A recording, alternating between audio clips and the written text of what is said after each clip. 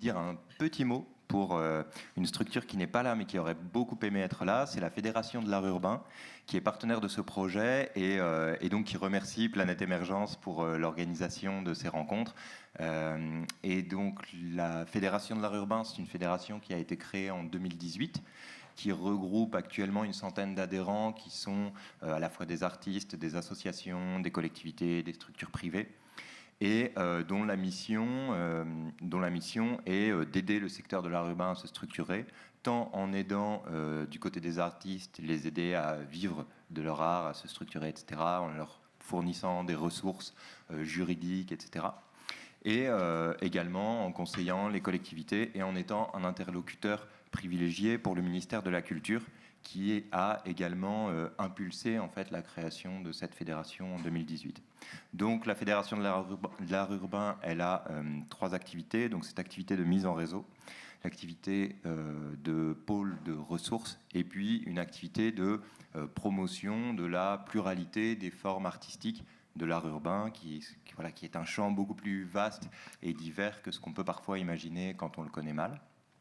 Et comme Stéphane nous l'a bien dit ce matin, c'est un champ à décloisonner en permanence. Et puis enfin, 2 grands projets peut-être de la fédération sur lesquels attirer un peu votre attention. Le projet Arcane, qui est un centre d'archives numériques de l'art urbain, notamment du graffiti, qui sont des œuvres qui sont éphémères, qui disparaissent. Et donc le travail titanesque de ce centre d'archives, c'est d'essayer de collecter des vieilles photos de graffiti des années 90, etc., et d'essayer d'agglomérer cette grosse masse d'œuvres, d'informations, de photos et de récits. Donc c'est un travail titanesque pour les historiens de l'art de demain. Et deuxième grand projet du moment de la Fédération de l'art urbain, c'est une étude sur la place des femmes dans l'art urbain, et une étude qui est en cours, donc avec à la fois une étude quantitative et qualitative, avec des groupes de parole auprès des artistes, auprès des structures, etc., pour essayer de réaliser un état des lieux. Voilà. D'accord, ça c'est les préliminaires. Alors, on va ouvrir la table ronde qui s'appelle Médiation et revalorisation urbaine, patrimoine et habitat. Il y a 4 invités. La 4e va venir en cours de route. Je me présente peut-être. Malte Martin, designer et plasticien, avec un focus sur l'espace public et l'espace du quotidien, je dirais. J'anime une structure qui s'appelle Agraphe Mobile, qui est une sorte de laboratoire dans ces espaces-là.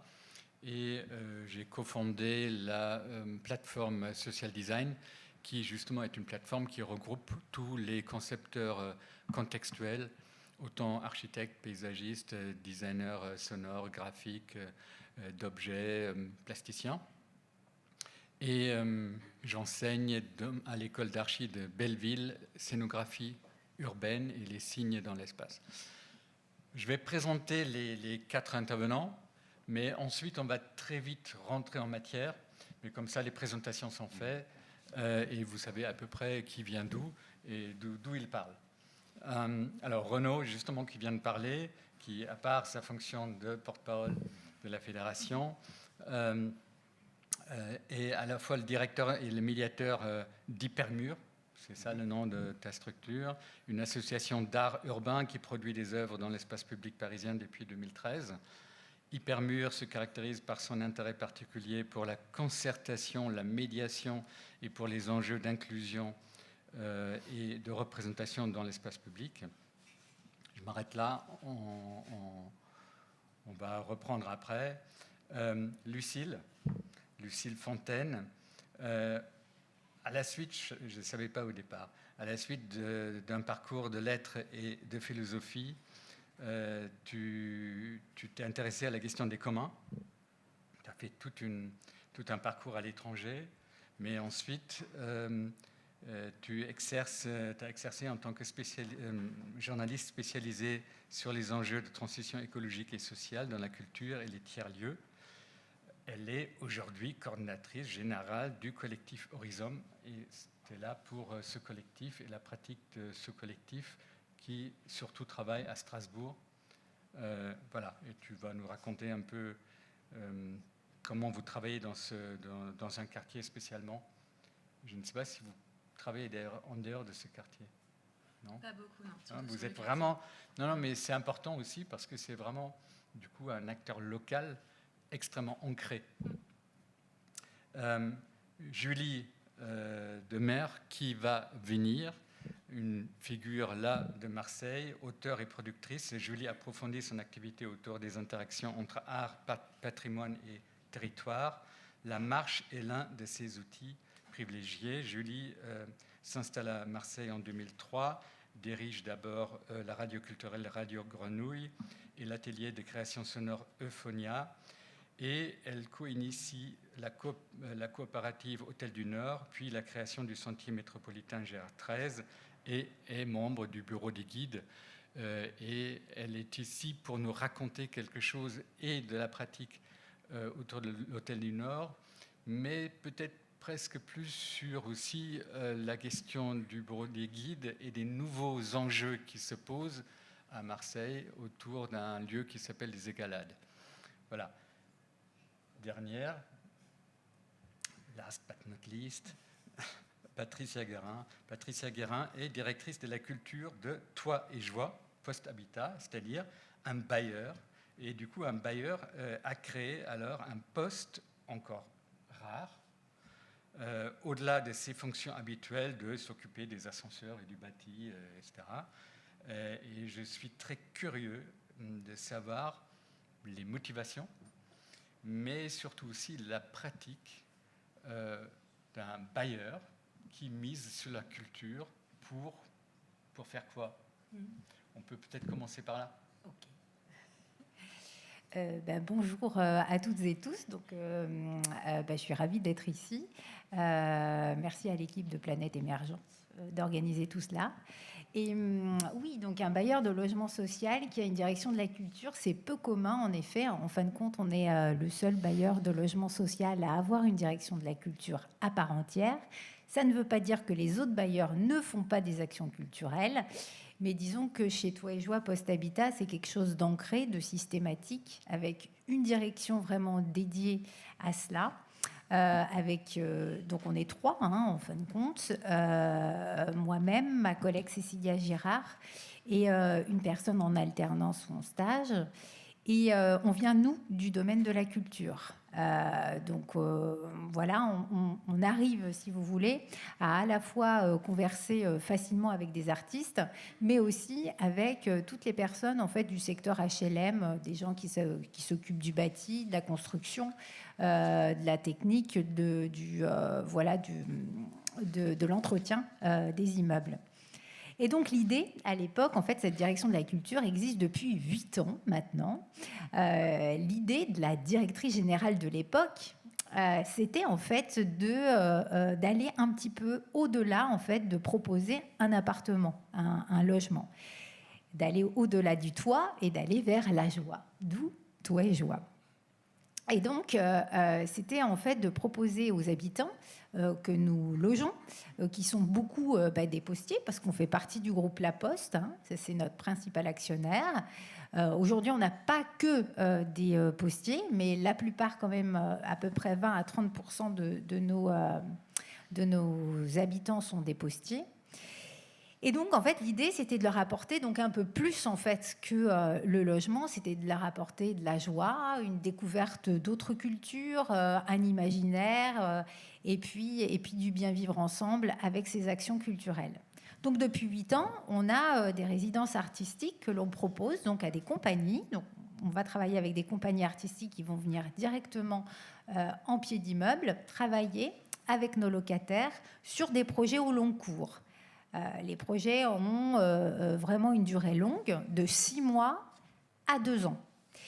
Et l'idée, c'est vraiment d'inviter ces compagnies artistiques, alors qui ne vont pas loger dans nos appartements parce qu'on a trop de demandes, tout simplement, de logement. Mais donc, ces compagnies vont régulièrement venir et vont porter ces projets-là, qui peuvent être des projets vraiment de tout type, des projets de cinéma, des projets de photos, des projets de fresques, des projets de musique, etc., etc. Et pendant donc 6 mois à 2 ans, ces artistes vont travailler avec nos habitants qui sont vraiment co-auteurs, si on peut dire, des projets. Ils participent pleinement au projet, ils passent derrière la caméra, devant, etc., etc. Et puis à la fin de chaque projet, on a à cœur évidemment de les mettre en valeur et de faire une restitution des projets. Et donc, dès le début en fait de la direction de la culture, il y a eu l'idée de proposer un festival dans lequel toutes les restitutions en fait des projets, ou alors des points d'étape si le projet n'est pas fini, donc des restitutions ou des points d'étape de ces projets-là, qui constituent un festival. Ce festival s'appelle Au-delà des toits et il a lieu donc au mois de juin dans toutes les résidences HLM dans lesquelles on a porté des projets.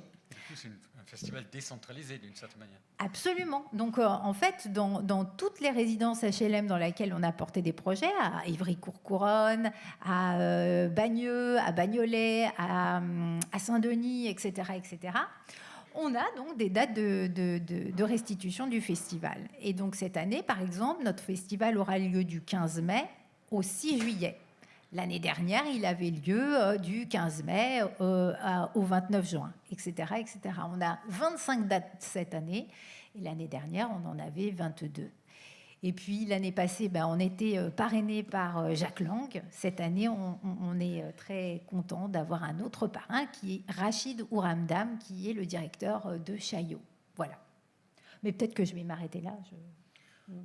Non. Moi, je propose qu'on rentre tout de suite dans des projets concrets. Tu m'avais raconté deux, trois qui, je pense, illustrent bien les choses. Et j'invite tout le monde de rentrer tout de suite dans un récit concret qui situe un peu votre pratique. Et on s'était dit, je pense aussi en amont, au-delà de dire tout le potentiel qu'on essaye de mettre en place à travers ces pratiques-là, ne pas éviter les questions de frottement, d'obstacles sur cette route, etc. C'est-à-dire, on parle entre professionnels ici, pas seulement en termes de portfolio, de tout ce qu'on a fait de beau, mais aussi où sont les obstacles sur la route et comment les surmonter. Alors là, vous voyez une photo, par exemple, d'un projet qu'on fait pendant 2 ans à Clichy-sous-Bois, avec la compagnie qui s'appelle Le Son qui manque, qui est un projet d'art sonore qu'on porte surtout avec nos enfants. C'est plutôt un projet destiné aux jeunes de la résidence. Et donc on fait ça avec la compagnie Le Son qui manque, qui vient régulièrement donc dans notre résidence organiser des ateliers de pratique artistique, mais dans le but vraiment de faire un projet commun, un projet final qui sera donc présenté tout à la fin, en juin 2025, dans le cadre de notre festival. Alors là, on voit par exemple un point d'étape qu'on avait fait en juin 2024 pendant notre festival de l'année dernière. Et c'était l'année 1 du coup du projet, où les artistes, donc notamment Samantha Morin, qui est la directrice du Son qui manque, avait organisé donc avec nos jeunes la création en fait de ces objets sonores qui sont réalisés avec des objets de récupération et puis des anciens appareils sonores qui ont été réutilisés pour en fait créer des systèmes de communication avec les résidences, cette résidence HLM. Donc là, vous voyez en fait tous ces petits dispositifs où on entend du son. Et puis on entend aussi des témoignages en fait des habitants parler en fait de leur résidence et puis du quartier de Clichy-sous-Bois. Alors là, on voit des jeunes de la résidence, mais il faut savoir qu'en fait, nos projets, ils sont portés évidemment avant tout auprès de nos locataires, mais aussi plus largement, ils rayonnent dans le quartier. Parce qu'en fait, tous ces projets-là sont organisés de manière gratuite pour nos habitants. Et puis, ils sont aussi toujours organisés de manière partenariale avec des MJC, des maisons de quartier, si bien qu'en fait les projets sont aussi ouverts aux adhérents des MJC, maisons de quartier partenaires ou médiathèques. Donc là, typiquement, là vous avez des habitants, des enfants qui sont un petit peu de partout, à la fois de chez nous et puis du quartier. Donc ça, c'était Clichy-sous-Bois. Alors là, vous avez un autre exemple. Là, c'est un lancement de projet qu'on va faire avec les Percussions Claviers de Lyon, qui est un ensemble de musique de Lyon.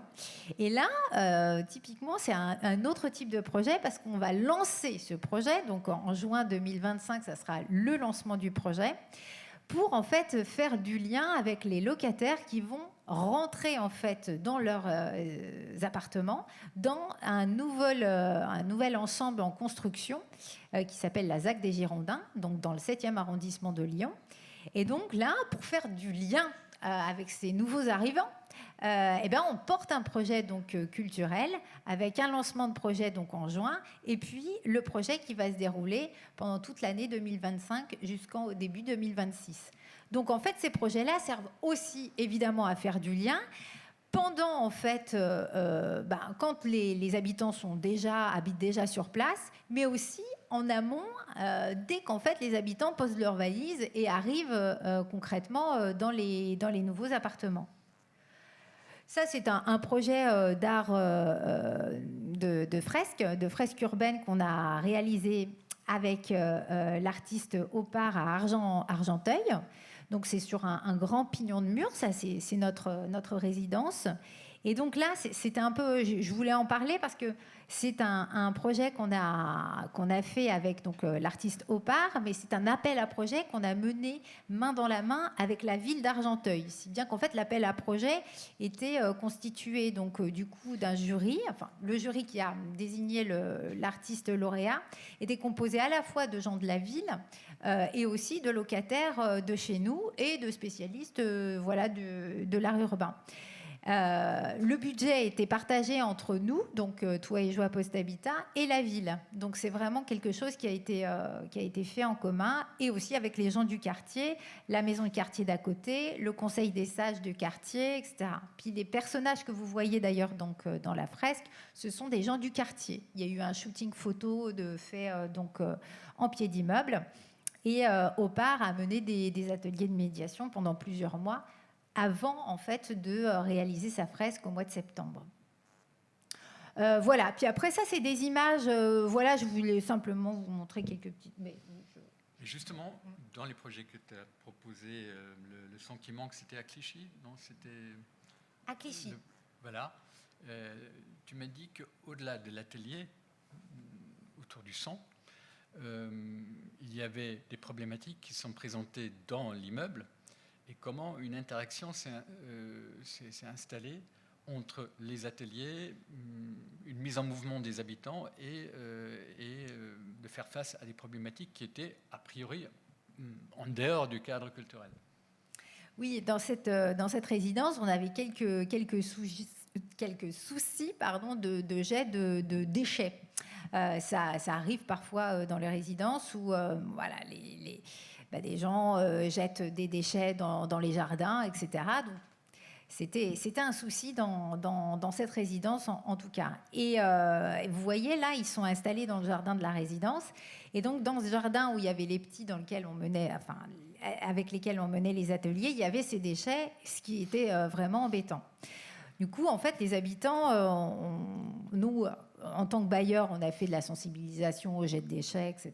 Puis, en plus de cela, les habitants se sont dit aussi que ça serait bien que eux-mêmes, d'un point de vue, par leur propre initiative, ils ramassent en fin de compte les déchets, parce qu'en plus, il y avait ces ateliers où il y avait les enfants justement qui les ramassaient, etc. etc. Et puis du coup, vient en fait ce projet artistique. Les gens ont commencé à prendre en main un petit peu plus, en fin de compte, leur résidence, à se dire il faudrait éviter ces jets de déchets. Et donc, ils ont commencé en fait à organiser des ramassages en fait des déchets d'eux-mêmes. Et puis, bon an mal an, ils se sont dit qu'ils allaient se constituer en amicale de locataires et constituer du coup une association de locataires qui n'existait pas avant en fait que soit porté ce projet-là. Tout ça pour vous dire qu'en fin de compte, des projets culturels en fait peuvent découler de la création de citoyennes et des habitants qui se constituent en association. Pour un bailleur, c'est quelque chose de très important parce que avoir une amicale de locataires, c'est aussi pouvoir s'adresser facilement à des locataires, etc. Donc voilà, c'est très vertueux en tout cas. On voit très bien comment on passe de quelque chose qu'on peut uniquement situer comme une action culturelle qui plaisante et qui comme un loisir, comment en fait ça peut changer aussi les rapports entre les gens, créer du lien, changer les rapports sociaux entre eux, aider à s'auto-organiser, à faire en sorte que le bailleur qui peut mettre, à mon avis, des affiches pendant des semaines dans la cage d'escalier pour dire « Ah, il ne faudrait pas jeter les déchets, etc. » Mais ça reste souvent une parole institutionnelle complètement incapable d'arriver aux oreilles des personnes et qui, immédiatement, peut être mis à distance comme une sorte d'injonction d'autorité. Comment les rapports changent par un atelier culturel qui, du coup, fait en sorte qu'il est vecteur d'auto-organisation des habitants. On switch peut-être sur Renaud d'abord. J'ai envie presque de dire, c'est clair que là, on est plus dans la question de l'art visuel dans la ville. Les fresques. Les fresques, c'est juste pour faire joli dans une ville ? Est-ce que c'est juste pour faire joli ? Déjà, si ça ne servait qu'à ça, ça serait déjà pas mal. Mais en fait, ça sert à beaucoup d'autres choses et ça remplit bien d'autres fonctions qui ne sont même pas forcément visibles d'ailleurs. C'est de là que vient ce nom hypermur. C'est pas parce qu'on est mégalo et qu'on veut faire le plus grand mur du monde. Ça, je laisse ça à Donald Trump, je crois que c'est son rêve à lui. Hypermur pour la notion de multiplicité de calque, en quelque sorte, de multiplicité d'interprétation et multiplicité de qualité que prend un mur, qui à la base n'est qu'un objet de maçonnerie, une limite. Un mur, c'est une frontière. En fait, un mur, c'est ce qui nous dit vous n'avez pas le droit d'entrer dans cet espace-là, vous devez longer cet espace, vous devez circuler dans la rue, comme dans un flux, comme dans un tuyau, vous devez circuler le long de cet axe de circulation et vous n'avez pas le droit de franchir cet endroit. Un mur, ça sert à ça. Et dès lors qu'on vient créer une œuvre sur un mur,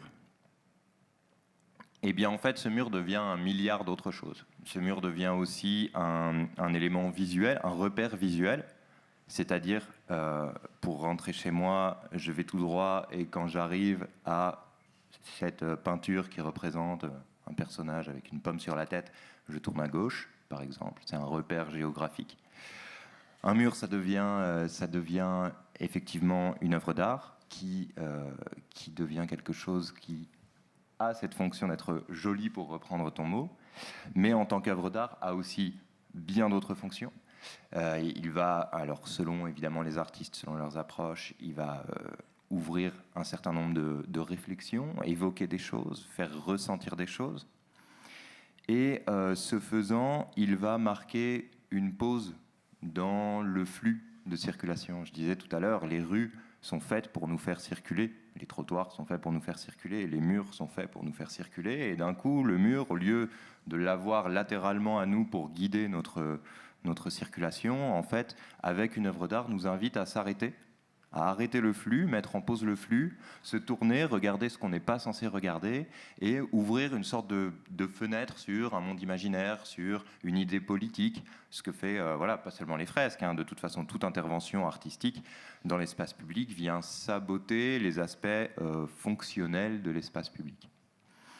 Donc, Donc ça fait tout ça. Un mur, dès lors qu'on y installe une œuvre, ça change sa fonction et ça déploie tout un univers d'autres fonctions, d'autres utilités qui sont artistiques, mais pas seulement, parce qu'elles vont être appropriées par les habitants comme des repères, comme des éléments de leur environnement. Et arrête-moi quand tu veux. Non, mais par exemple, est-ce que ça se passe toujours très bien? Est-ce que c'est quoi les échos que vous avez ensuite par le biais des habitants, des usagers de cet espace? Est-ce qu'il y a des choses qui peut-être ne se sont pas faites comme vous avez prévu?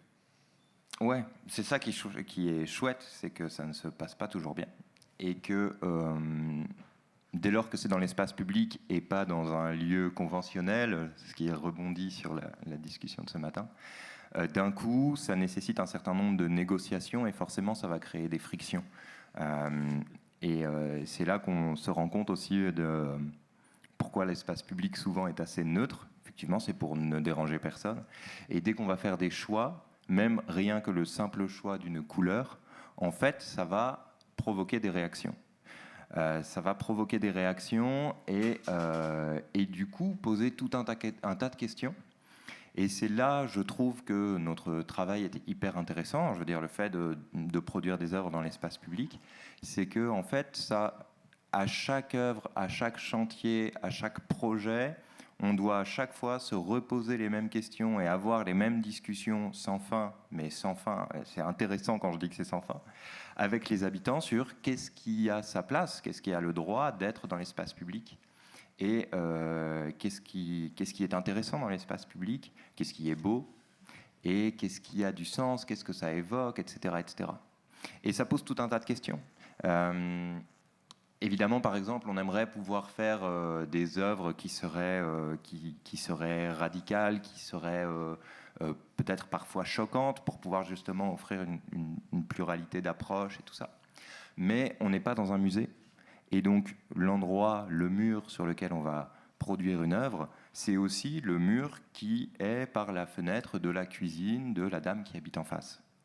Et donc, en fait, même si on est dans l'espace public, on est vraiment dans l'espace intime des gens qui habitent juste en face, dont les fenêtres donnent sur le mur, ou bien des gens qui travaillent ici et qui passent tous les jours dans cette rue, etc. Et donc, c'est là qu'on voit que les gens, on a l'impression que tout le monde s'en fiche de l'espace public. On a l'impression qu'en fait, comme c'est à tout le monde, c'est à personne. Et d'ailleurs, hop, les gens jettent les papiers dans la rue, ils respectent pas machin et tout. En fait, dès qu'on commence à ouvrir un chantier et à se mettre à peindre l'espace, on se rend compte que les gens sont vachement attachés au fait que ce mur, oui, il est gris, il est sale, mais il a toujours été gris et sale. Pourquoi vous faites un truc? Et c'est bien, vous nettoyez, c'est bien, on va faire une œuvre. Ah et puis même le simple choix d'une couleur est politique. Et parce que, bon, voilà, on examine les esquisses que nous envoient les artistes, etc. On cherche à défendre des esthétiques, à explorer justement des imaginaires, des ressentis, des messages, etc. Mais en fait, rien qu'une couleur déclenche parfois des réactions très très fortes. On en discutait hier, je crois, je ne sais plus avec qui, le rose notamment. La couleur rose. Quand on peint un mur, parfois, quand on commence nos chantiers, souvent, en fait, on commence par nettoyer, faire des sous-couches, et puis peindre une couleur de fond, et puis l'artiste va intervenir dessus. Si on peint du rose dans l'espace public, mon Dieu, mais qu'est-ce qu'on ouvre comme porte? Donc ça nous permet déjà d'avoir de grandes discussions avec les homophobes du quartier. Voilà, ça c'est en général très intéressant. Le jour où, pour un projet, alors là on pourrait se dire un projet hautement consensuel. Le Paris 2024 nous a demandé de peindre un terrain de sport du 19e arrondissement aux couleurs de Paris 2024. Donc avec les éléments graphiques que tout le monde a vu partout autour des JO, etc. C'était vraiment la charte graphique, les motifs, c'était vraiment une pure presta. Là, c'était pas un geste artistique. On se disait c'est bien, ça nous permet de bouffer. On va faire ce truc, ce projet tout à fait consensuel. Oh là là là là, mais dans la charte graphique de Paris 2024, il y a du rose. On a peint des poteaux de basket en rose. Mais quel affront pour un monsieur du quartier qui nous a dit Oui, je vais pas mâcher les mots parce que c'est bien de retranscrire la violence. Vous faites ça pour les PD, et qui nous a demandé, mais les gens vont devenir homosexuels si vous peignez les poteaux en rose. Voilà, juste une couleur.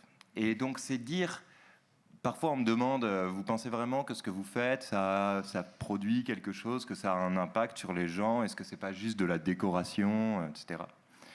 Bah, quand on voit que rien qu'une simple couleur peut être un acte politique, en fait, tout est fortement politique dans l'espace public. Et c'est pour ça, tout à l'heure, quand tu m'as présenté, tu as parlé effectivement de la question des représentations. C'est peut-être une chose, effectivement, qui nous définit. Des structures comme la nôtre, il y en a plein, hein, on n'est pas du tout exceptionnel.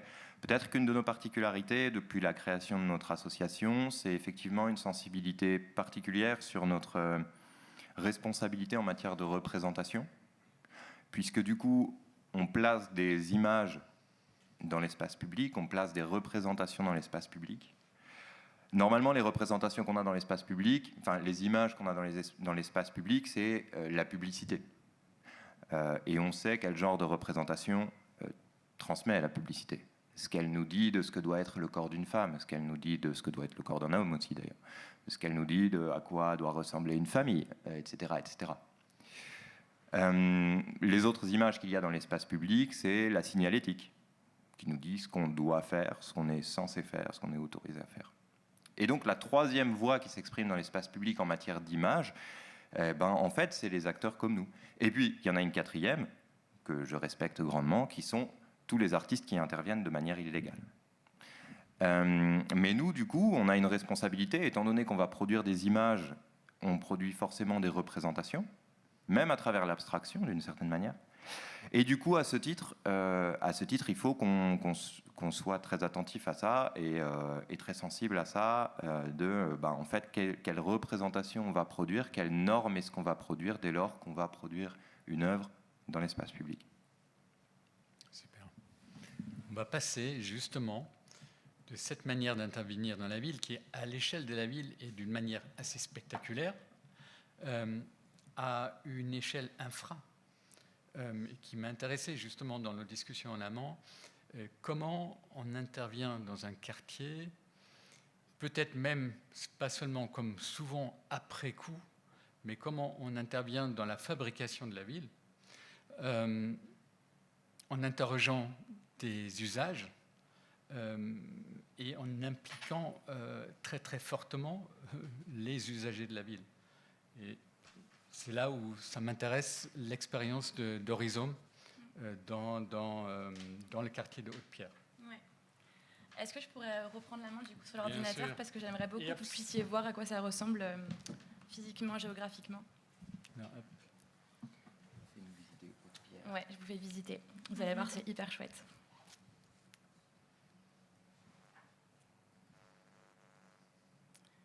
Hop, et comment je mets en grand? Peut-être comme ça. Voilà. Donc voici Haute-Pierre.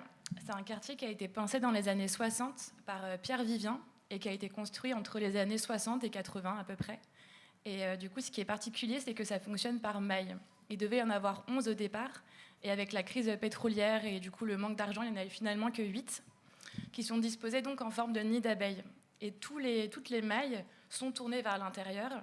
Et chaque maille doit avoir des services publics, en l'occurrence des écoles. Maintenant aussi des espaces verts, avec l'idée que du coup il y a une convivialité qui soit permise par cette centralité et aussi qu'il y ait plusieurs centralités, qu'il n'y ait pas de marge par rapport au quartier, mais un agglomérat, disons, de marginalité. Et il y a peu de grands axes, comme vous pouvez le voir. Il y a en fait plutôt des quartiers piétons, donc des enjeux sécuritaires qui au départ en tout cas n'étaient pas au cœur du projet, mais plutôt l'idée de faire que les gens puissent se rencontrer, échanger, passer du temps ensemble, que les enfants soient en mesure de jouer ensemble sans danger pour les parents. Voilà. Et ce qui est chouette aussi, c'est que chacune porte un prénom de femme, parce qu'il devait y avoir 11 mailles numérotées de A à K. Donc toutes n'ont pas été faites, mais on a Brigitte, Éléonore, Karine, Catherine. Et donc dans la manière qu'ont les gens de parler de leur quartier, il y a ce rapport-là aux femmes et donc à des gens, en fait. Et donc, c'est un quartier qui est très incarné. C'est d'ailleurs pas vraiment un quartier parce qu'on vit à Haute-Pierre, mais on vit surtout à Catherine ou à Éléonore. et ça crée des sociabilités qui sont super intéressantes à vivre. Ça a été un quartier très longtemps hyper stigmatisé parce que en fait très enclavé, du fait même en fait de cette absence de routes et donc de circulation. Il y a eu beaucoup de problèmes de drogue, il y a eu beaucoup de problèmes d'enclavement, de chômage, etc. Avec beaucoup de familles nombreuses parce que les appartements du bailleur social Ophéa sont très grands et donc hébergent beaucoup de familles nombreuses. Et au total, on a 13 000 habitants, c'est le deuxième quartier le plus grand de Strasbourg. Donc voilà, tout ça fait que c'est un contexte un peu particulier qui nous intéresse évidemment énormément en tant qu'association qui est présente dans le quartier depuis 2009. Et du coup, j'en profite, fondée par une anthropologue urbaine et une designer sonore, avec donc cette double approche à la fois de l'anthropologie, des sciences sociales et des sciences humaines, et en même temps du design, à la fois du design sonore, mais aussi du design de service. Et donc cet intérêt du quartier, la manière qu'on a de s'y projeter, ça nous a beaucoup intéressés au point de proposer à 2 habitantes du quartier, avec qui on travaille beaucoup, Aurore et Fatima, de faire une résidence autour de la broderie, parce que toutes 2 sont brodeuses, et en fait de représenter le quartier par la broderie, et d'en faire une broderie urbaine cartographique. Ce qui est particulièrement intéressant, c'est qu'en fait, on a très peu de représentations fidèles de Haute-Pierre, pour 2 raisons. La première, c'est le manque de gros axes qui fait que les voitures ne circulent pas, et que donc Google Maps, par exemple, est en fait très peu adapté au quartier, qu'il y a plein de choses qui sont fausses, et pour des gens qui se perdent très facilement, comme moi, c'est un enfer. Et la deuxième raison, c'est qu'en fait, ce qui était intéressant, c'était de penser aussi la manière de circuler entre les mailles, de les représenter, de s'y projeter.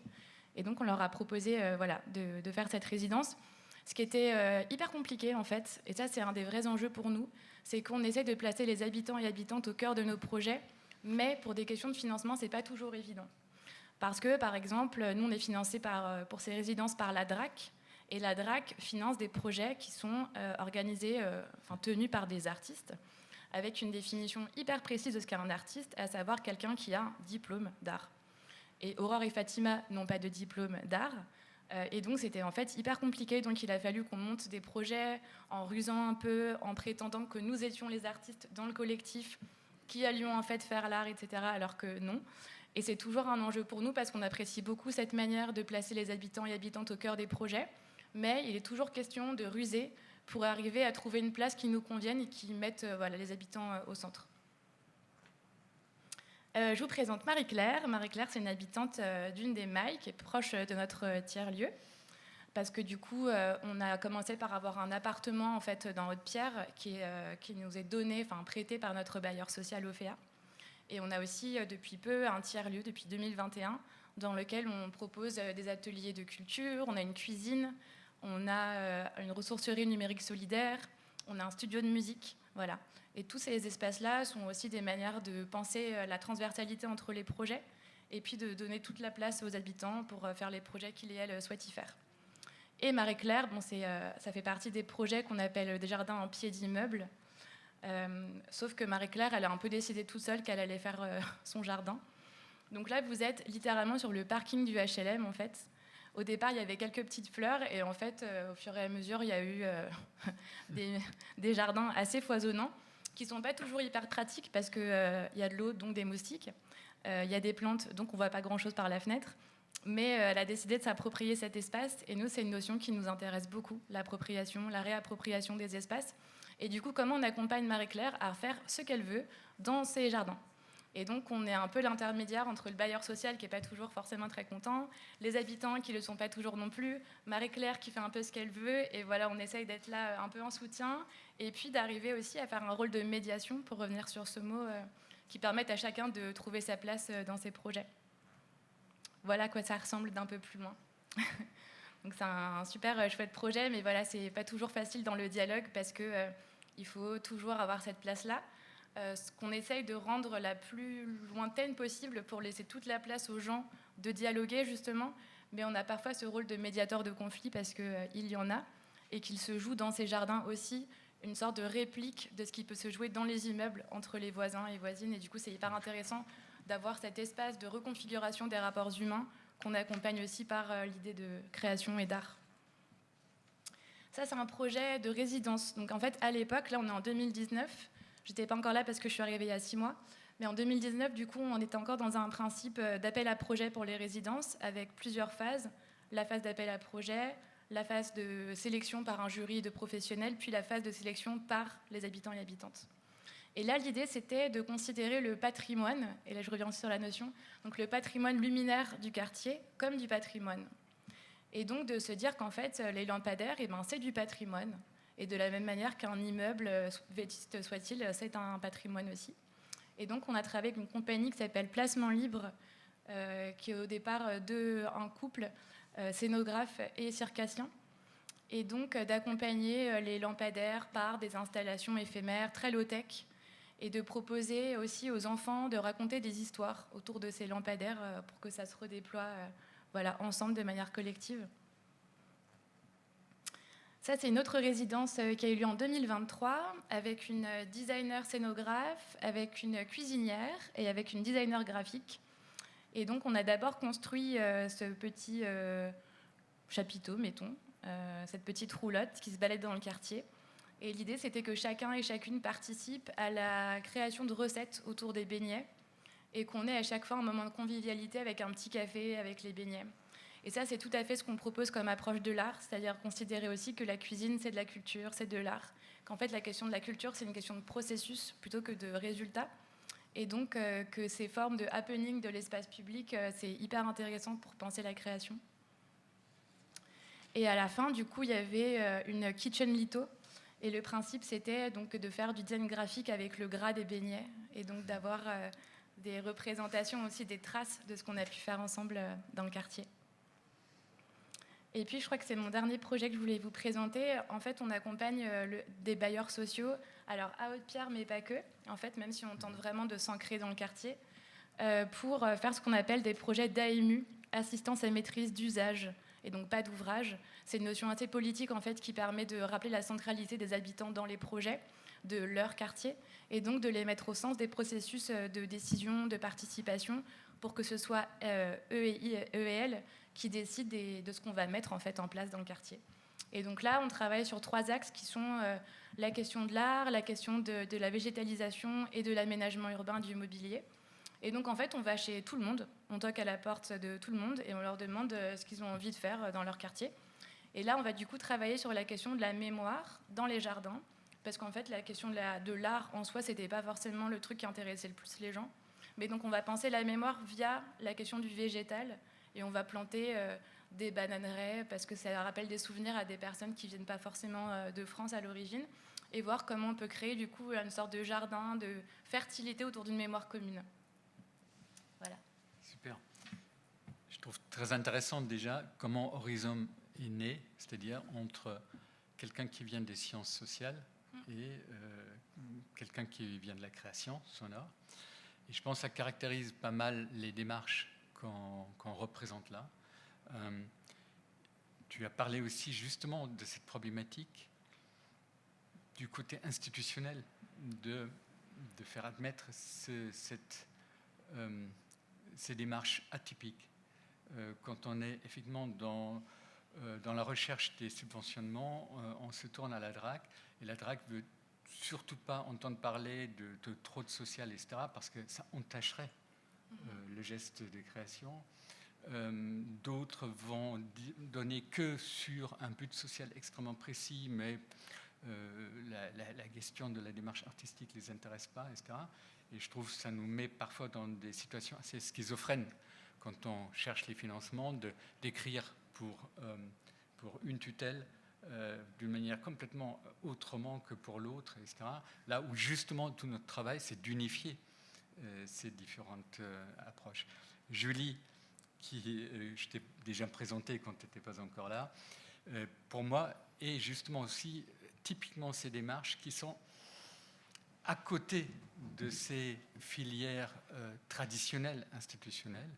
Et j'ai envie de te demander, déjà, on a la notion de patrimoine explorée aussi dans notre table ronde. Souvent, patrimoine, ça veut dire comme ça veut dire d'une certaine manière des vieilles pierres, etc. Qu'est-ce que c'est le patrimoine dans les quartiers nord? Et je flèche bien sûr là sur une question comme une expérience comme l'Hôtel du Nord, mais aussi, est-ce que l'urbanisme, là aussi, n'est qu'une affaire de spécialistes, ou est-ce qu'on peut déjouer les pièges institutionnels pour produire autrement la ville? Est-ce qu'on essaie quand même de connecter mon ordi ou Ah oui, parce que tu n'es pas là-dessus. On va essayer. Est-ce que... Vous êtes tous Marseillais? Alors du coup, parce que moi normalement, c'est pour ça que je suis en retard, hein, je marche et donc j'étais en balade et puis après du coup j'ai du mal à maîtriser les horaires. Mais on va peut-être essayer quand même de montrer quelques paysages pour ceux et celles qui connaissent moins. Non,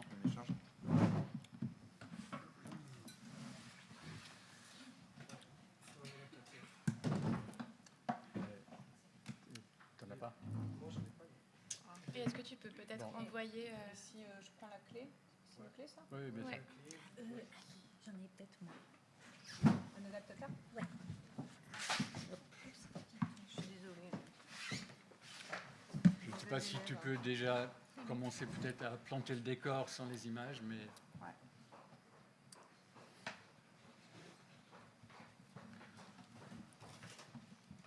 Ouais. Mais je vais peut-être juste resituer quand même d'où je parle, comme on dit. Donc, je suis marseillaise. Mais là, ce que je vais essayer de vous raconter, je vais plutôt... je vais répondre à ta question, hein, mais Oui, je vais essayer de partager avec vous, non pas... alors, c'est situé, parce que là, tu as lâché le mot, tu as dit quartier nord, mais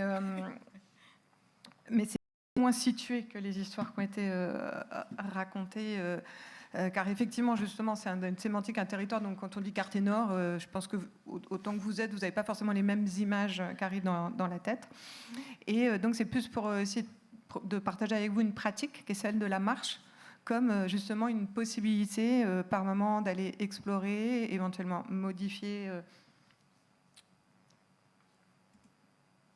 Super. Ouais, super. Vas-y, ça va. Alors, on y est presque. Diaporama, c'est ça? Lire à partir du début. Toc.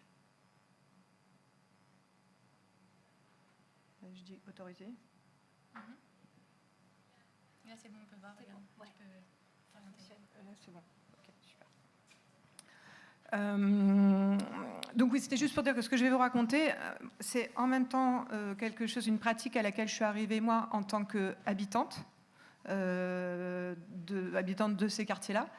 Et les projets que je vais partager un peu avec vous ont fait que c'est devenu aussi ma pratique un peu plus structurée professionnellement, relevant d'un champ dit artistique que je manipule toujours avec un peu d'incertitude. Mais voilà, donc il y a 2 projets sur lesquels moi je me positionne et qui ne sont pas positionnés de la même manière dans le champ institutionnel, et même si la pratique et finalement ce qu'on y fait est presque la même chose. Mais c'est intéressant de voir justement, et des fois comment ça permet de ruser, de pouvoir par moment se mettre avec une casquette artiste, des fois habitant, des fois, et tout ça, c'est pas de la manipulation, c'est réel, mais en fonction du champ de production de la ville dans lequel on se situe, dans lequel le champ de l'ingénierie, de l'économie, de ce qui est légitime, pas légitime, bah, finalement, des fois, c'est pratique de pouvoir switcher en fonction, quoi. Et je vais essayer à la fin, si j'y arrive avec le temps, de partager un petit bout de projet sur lequel justement toutes ces dynamiques, avec toutes ces ambiguïtés-là, se sont mis ensemble autour d'une rivière. Et en plus, il y a quelqu'un dans la salle qui connaît bien le sujet et avec qui on pourra peut-être causer après. Donc juste, l'image que j'ai derrière, c'est justement pour repartir finalement, donc au-delà de la question des représentations qu'on peut avoir de quoi on parle quand on parle de quartier nord, c'est le nord. Et quand on est au Vieux-Port, le nord, ça va vers ce qu'on voit sur l'image, c'est-à-dire c'est le littoral et le port de Marseille. Mais le nord, c'est aussi justement patrimonialement le territoire, on pourrait dire en tout cas, c'est une autre manière de parler du nord, c'est l'ancien terroir bastidaire. Mais ça peut être aussi, là c'est une autre approche, mais ça dit le Nord aussi, c'est au niveau de le développement de la ville et qui structure la ville à partir de l'après-guerre, toutes les zones qu'on va plugger sur des infrastructures dont l'autoroute n'est pas la moindre. C'est aussi donc, des manières de construire. Et c'est dans ces quartiers-là, effectivement, qu'on construit ces formes-là, qui communément appelées grands ensembles. Mais pas que. On a aussi cette forme-là qui relève de l'autoconstruction sur des topographies qui ne sont pas faciles pour des engins de chantier jusqu'à récemment et sur lesquels on a plutôt laissé les gens se débrouiller par eux-mêmes. Donc c'est tout ça, et c'est aussi, quand on regarde la cartographie, plutôt une absence. C'est-à-dire que pendant très longtemps, jusqu'à très récemment, et c'est toujours des débats qui sont en cours au sein des politiques publiques, quand on représente la ville sur une carte, qu'est-ce qu'on met? Quelle carte pour qui? Pourquoi? Et quand on prend une carte patrimoniale, qui souvent s'apparente à une carte touristique, ces quartiers ne figurent pas, on les voit beaucoup plus affichés à l'écran quand on est en train de parler de ça. Et donc là, on nous met d'autres cartes qui sont les cartes de l'INSEE ou des cartes d'indicateurs de pauvreté. Toutes ces cartes sont... Je ne dis pas qu'il y en a une qui est fausse, c'est juste des cartes. Et donc du coup, effectivement, c'est dans ce contexte-là qu'il y a déjà pas mal de temps, au milieu des années 90, et là je commence à répondre à ta question, il y a eu, vous vous en souvenez, c'était la première vague de ce qu'on a appelé le renouvellement urbain, en fait, dans les territoires. Et donc là où il y avait justement des grands ensembles, on a commencé à se dire, en fait, ça ne va pas, donc on va détruire parce que ça ira mieux après. Et en détruisant, on détruit les bâtiments, mais pas que. Et ces quartiers-là, parce qu'il y avait eu tout ça, les autoroutes, et qui n'étaient pas représentés sur la carte, n'étaient pas regardés par les décideurs qui pensaient le renouvellement urbain sous l'angle de quand on va améliorer l'urbanisme des quartiers populaires. Est-ce qu'il y a des choses dont il faudrait prendre soin sous l'angle du patrimoine, c'est-à-dire sous l'angle à la fois de l'histoire et des mémoires? Et c'est là qu'il y a eu un signal qui a été donné donc, par cette dame en rouge. Alors, ce n'est pas pour faire de la personnalisation, mais je pense qu'effectivement, c'est un peu ce que tu as dit tout à l'heure. À chaque fois, vous citez à un moment quelqu'un qui est un peu hybride entre sciences sociales, peut-être travaille dans les politiques publiques. Donc, nous, en l'occurrence, Christine Breton était conservateur du patrimoine, historienne. Et donc, elle était fonctionnaire au sein de la ville. Et c'est elle qui, dans ce contexte-là, a un peu jeté un pavé dans la mare. Je pense à l'époque, personne ne le comprenait trop, pour dire, attention, dans ce contexte de renouvellement urbain, on va effacer des trucs, on est en train d'effacer des trucs qui sont graves si on ne les prend pas en compte dans un rapport au récit collectif. Et donc là, elle a posé une hypothèse que quand on parlait de patrimoine, alors c'était même pas, je pense à l'époque, dire attention, il faudrait classer certaines cités parce qu'en vrai, il y en a des biens, il y en a des pas biens, il y en a qui pourraient être monuments historiques ou pas. C'était juste déjà de dire, il y a du récit collectif et de l'histoire partagée qui se joue là. Si on efface tout par de l'urbanisme qui ne prend pas conscience ou qui ne prend pas soin de ce que des assemblages urbains fabriquent pour les gens, si on ne prend pas en compte, en gros, c'est quoi habiter dans ces territoires-là, on va avoir un problème.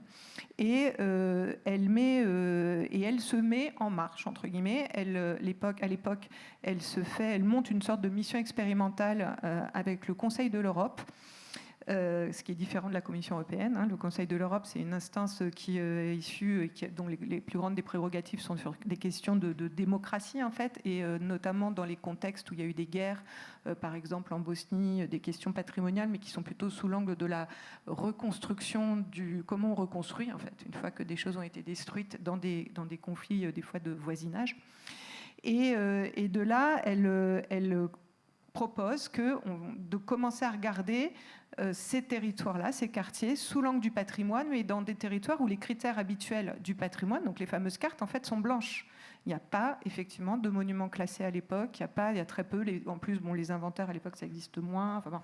Et donc, comment elle va faire, une fois qu'elle a pris cette posture-là? Elle va prendre la marche comme outil pour s'embarquer elle-même, embarquer les savoirs, mais les embarquer en étant en même temps un peu en slip Parce que quand on part marcher comme ça, finalement, ce que vous savez, les archives et tout ça, il y a un peu, à un moment, il y avait ce jeu de dire je ne sais plus rien. Et partons marcher ensemble. Et elle a réussi par finalement des situations de conversation, de rencontres, de convivialité, à proposer des sociologies très diverses dans ces quartiers, et souvent donc les quartiers qui allaient être concernés par ces premières destructions et le renouvellement urbain, de partir marcher et de partir observer ce qui est là.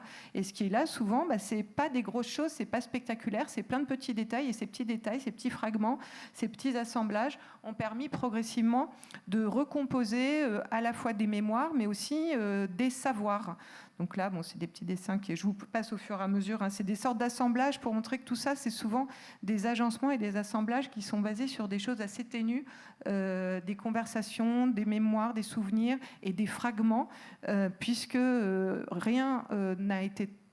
Marseille est une ville sur laquelle il y a beaucoup de processus d'effacement. Là, je parlais de ceux des années 80 par le renouvellement urbain, mais on pourrait dire que c'est vrai aussi dans le patrimoine industriel, dans beaucoup de formes en fait, de ce qui aujourd'hui est la grande définition large du patrimoine. Et donc souvent, quand on veut recomposer à la fois du savoir scientifique et du récit à partir de ça, on est souvent plus dans des postures un peu de jeu de piste, de chercheurs de trésors et d'archéologues. C'est souvent par l'art du détail, d'où ces petits assemblages qu'on s'était amusé à faire. Et toujours la conversation, la polyphonie, aller sur le terrain. Et donc à partir de là, si on veut raccrocher et commencer à rapprocher ça à la question de l'art, c'est quoi l'art dans tout ça, c'est un petit peu, si on veut quand même lâcher quelques références, nous en tout cas, on sait bien, ça nous a fait écho avec des auteurs comme John Dewey sur la question de l'art comme expérience et de quelque part avoir une approche vraiment à contre-pied de la question muséale qui décontextualise. Là, c'est finalement se dire tout est là, et ce qui fait expérience artistique, c'est la mise en relation de tous ces fragments les uns avec les autres et comment on les recompose dans un geste collectif. Et ça pourrait être ça la définition du patrimoine, pour finir de répondre à la question du début.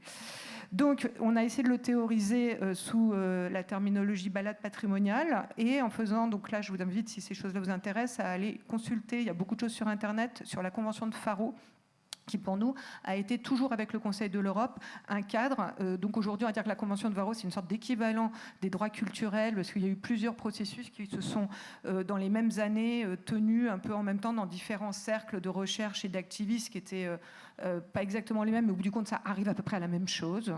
Là, c'est celle qui, la Convention de Faro, s'applique un peu plus précisément au patrimoine. Les droits culturels l'ont pris par un autre bout, mais moi, je trouve que c'est assez proche. Et on a fait des sortes d'applications libres en s'inspirant du libre au sens des commons qu'il pouvait y avoir aussi en réflexion à ce moment-là sur l'Internet libre et tout ça. Donc, à partir de récits très incarnés, on a essayé de non pas modéliser pour répliquer, mais plus pour pouvoir, comme un common, s'être attrapé et transformé.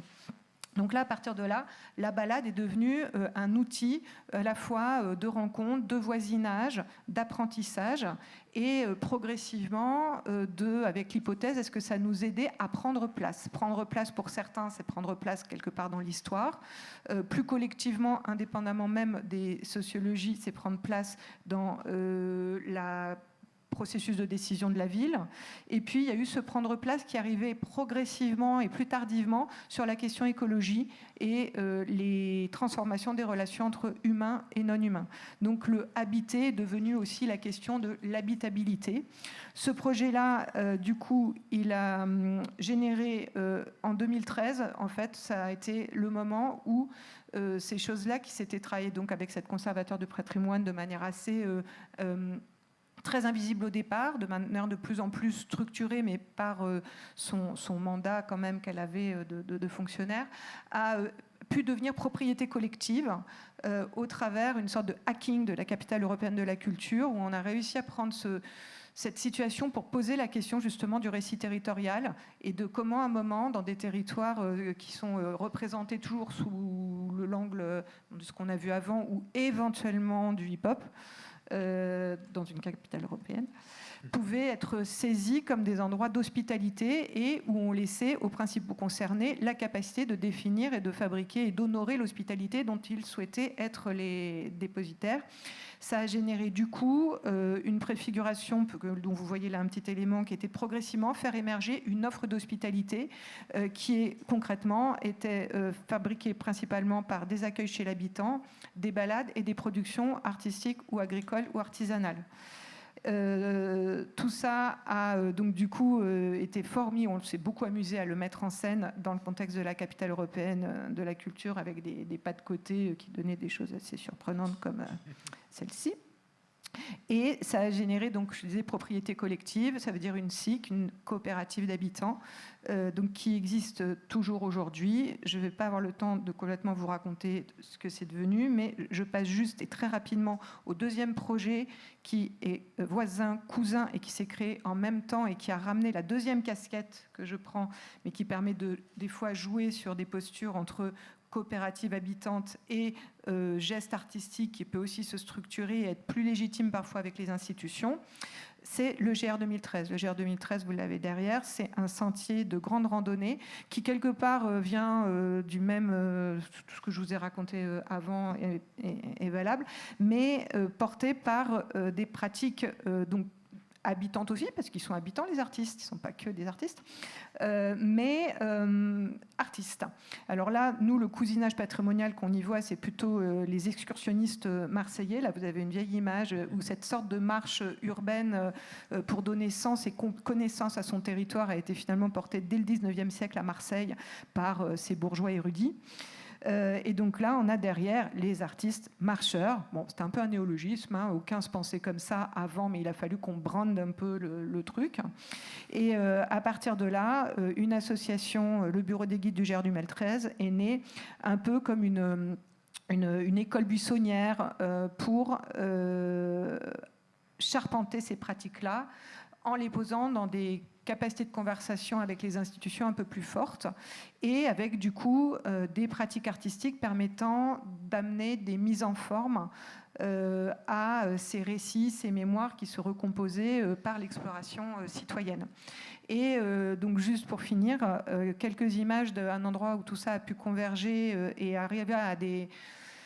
Parce que la question que tu m'avais posée au départ, c'est aussi un moment, est-ce qu'on a l'impression que ces pratiques-là, ça arrive des fois à changer, alors ça change le voisinage, c'est clair, ça change la vie des gens, ça peut faire émerger des communautés d'attachement à des endroits, alors d'attachement par rapport à son quartier ou d'attachement à des formes des fois plus complexes, donc par exemple la rivière, donc de se dire finalement faire émerger une communauté de bassin versant, ça voudrait dire quoi? Parce que d'un seul coup ça biaise des frontières qui sont habituellement les frontières de l'urbanisme ou les frontières communales ou les frontières de certains usages.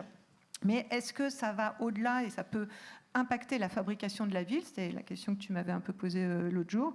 Et donc effectivement, avec le ruisseau des Égalades, on se retrouve sur une rivière urbaine très très dégradée qui traverse tout le nord de Marseille et qui arrive dans des territoires à fort enjeu qui sont Euromède aujourd'hui. La mise en convergence entre la dynamique de la coopérative Hôtel du Nord et on va dire la capacité quand même à structurer et à formaliser des artistes marcheurs a généré avec les artistes qui se trouvaient dans cet autre endroit qui est la Cité des Arts de la Rue. Donc après, c'est des histoires où il y a des alignements de planètes pour que quelque chose se passe. Mais donc voilà, on voit là très bien, je trouve, dans cette image, le passage du patrimonial à il y a un problème. Et donc là, on est face à que s'est-il passé entre ça et ça? Et là, c'est un mélange d'aller rechercher des mémoires, aller rechercher des savoirs, aller recomposer des imaginaires pour se dire juste, c'était pas seulement, c'était mieux avant.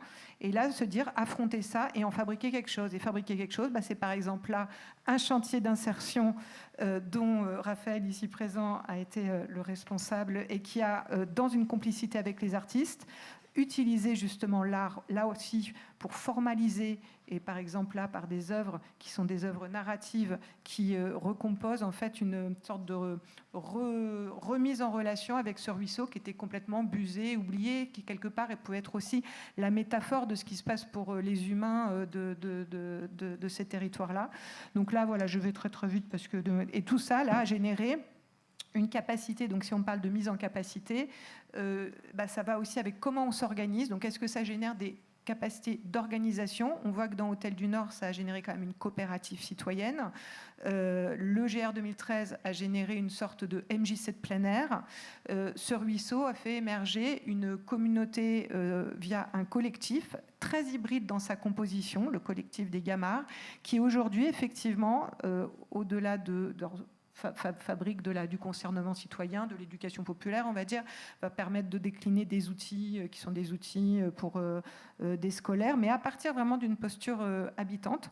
Mais arrive aujourd'hui, et ça je vais le laisser en point d'interrogation parce que je suis incapable de dire aujourd'hui est-ce qu'on va réussir à impacter quelque chose ou pas, mais aujourd'hui il y a un projet majeur à Marseille qui s'appelle le Parc des Égalades, donc qui est complètement lié au développement de cette arrière-zone portuaire qu'on a vu au début, et donc là vous voyez l'espace, c'est énorme, c'est une friche ferroviaire, c'est à l'arrière du port, et donc c'est la fin, la suite de l'extension d'Euromède sur le territoire. Il y a des enjeux de constructibilité importants là, et au milieu de ça coule cette rivière, ce pipi de chat, cet égout. Et donc là, finalement, on s'est retrouvé dans un rapport de force, de par tout ce que je vous ai dit avant, qui a effectivement contribué à faire émerger des fictions alternatives, donc la fameuse futurologie. Et là, c'est intéressant parce qu'on ne nous l'a pas fait par des ateliers d'intelligence collective, quoi. C'est tout ce que je vous ai dit avant qui a permis de nourrir et de faire émerger, avec des alliances un peu complexes à l'intérieur même de l'institution, la possibilité de croire que ce ruisseau valait quelque chose et que ça pouvait devenir le début d'un processus de remise en commun du territoire entre des usages, des rapports nature en ville et une communauté de bassin versant plus vaste que juste les zonages que nous impose l'urbanisme. Et donc là, je finis sur ça, c'est la dernière carte qu'on a produite dans le cadre des concours, puisqu'on s'est infiltré dans toutes les équipes, donc on est dans l'équipe gagnante. Et donc vous voyez, par rapport à ce que j'ai un peu raconté tout à l'heure, voilà, carte des paysages et des relations pour un parc apprenant.